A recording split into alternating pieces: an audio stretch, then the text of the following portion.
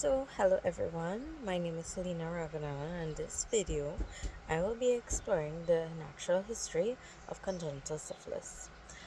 Before we dive right in, let's first understand what the natural history of a disease is. Natural history of a disease. The natural history of a disease refers to how a disease develops and changes over time in the body from start to end without treatment. This includes stages from the initial exposure to the infectious agent through the incubation and clinical stages and finally to resolution. So now let's just touch on what is congenital syphilis, right? So congenital syphilis is a serious infection that the baby gets before birth, right? It's passed from mother who has syphilis, which is a sexually transmitted disease.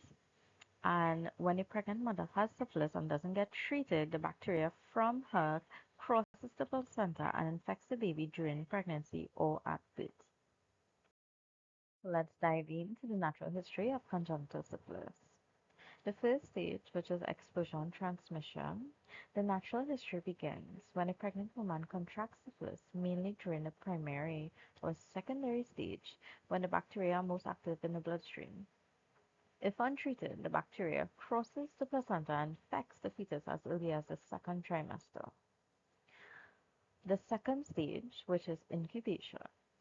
Once infected, the fetus may show no immediate signs of illness. The disease remains silent during the gestational period, but damage can occur to multiple organs before birth. Some infants are born with no visible symptoms. The clinical stage, or early congenital syphilis, which is from birth to 2 years. In the first 2 years of life, affected infants may develop symptoms such as a rash on the palms and soles, nasal discharge, bone deformities, anemia, enlarged liver as well as spleen, and failure to thrive. Without treatment, the infection progresses more. Late clinical stage. Late congenital syphilis, which is after 2 years, if untreated, late symptoms may appear later.